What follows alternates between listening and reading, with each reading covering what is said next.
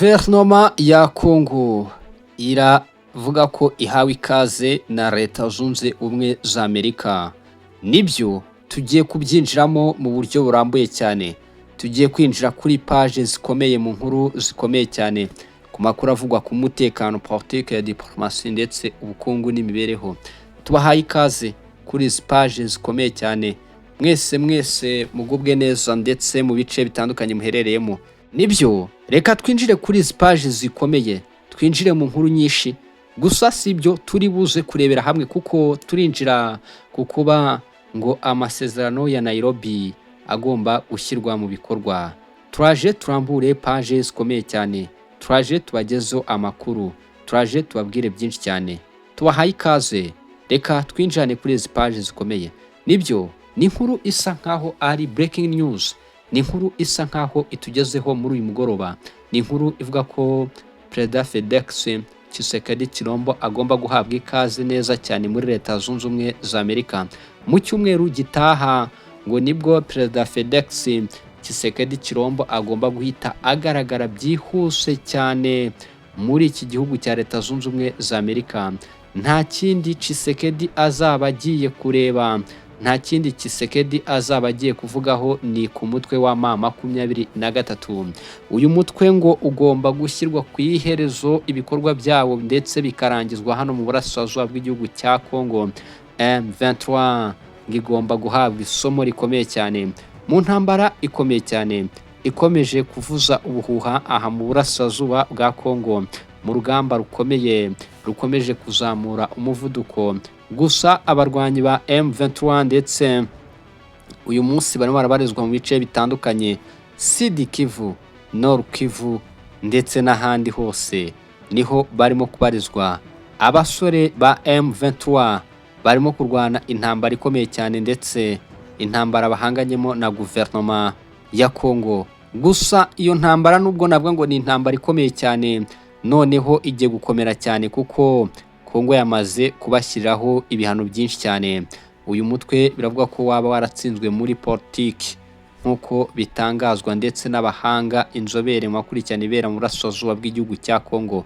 M23 ngo niryo herezo ryayo mu gihe Leta Zunze Ubumwe za Amerika zafata umwanzuro ukomeye cyane w'uko aba barwanyi bagomba gushyirwa hasi nk'uko bitangazwa.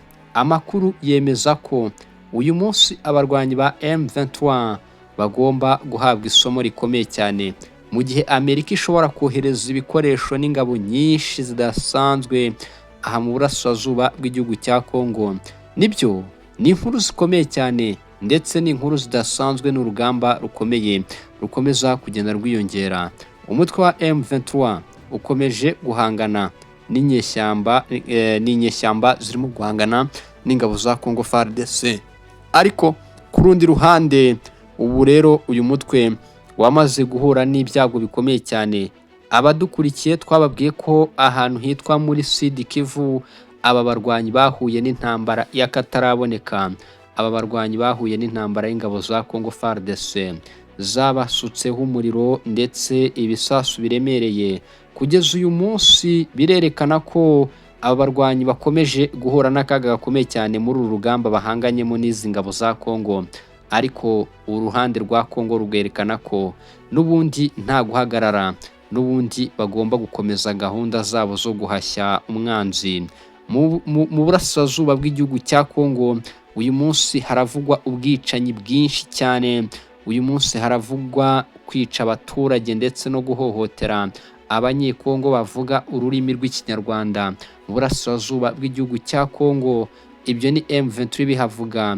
Mu burasirazuba bw'igihugu cya Congo rero abakongomani baravuga bati M23 ntibaho, ntago yakabaye irwanira ubwoko bumwe.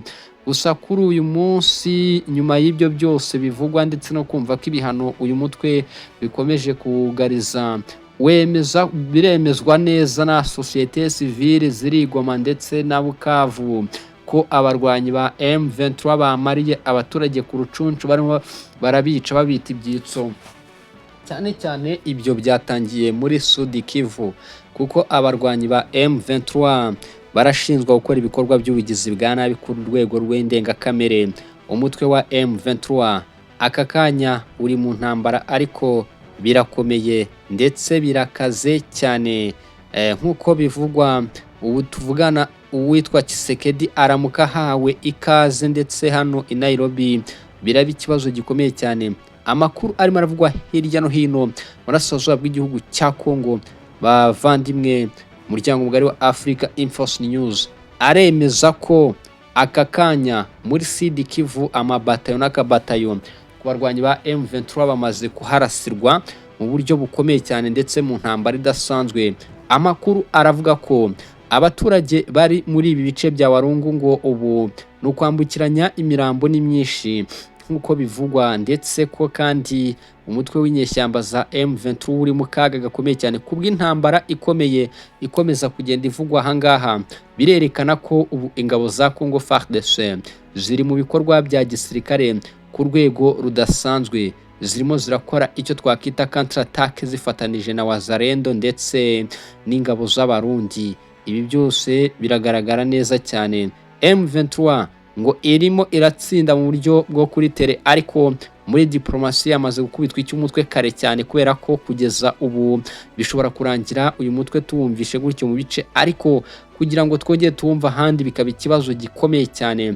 Bimwe mu byakomeje kugenda bivugwaho bigarukwaho bitangazwa nuko M23 aka kanya ngo biramutse bibaye ngombwa ko Leta Zunze Ubumwe za Amerika zimanukira mu ihebe, abandi bati se ko uyu mutwe wafashwaga na Amerika byaje kurangira bite? Nibyo, icyo ni ikibazo cyakibazwa na benshi, ariko igisubizo cyacyo numva wamenya nuko ubu haryo ufite M23 ntago iri ku rwego rwo gukomeza guhangana na FARDC, kubera ko kugeza amagingo angaya ibyo yakabaye itanga guverinoma yemeye kubitanga. Ibivugwa mu burasirazuba bw'igihugu cya Congo ni byinshi pe, ndetse na byinshi cyane.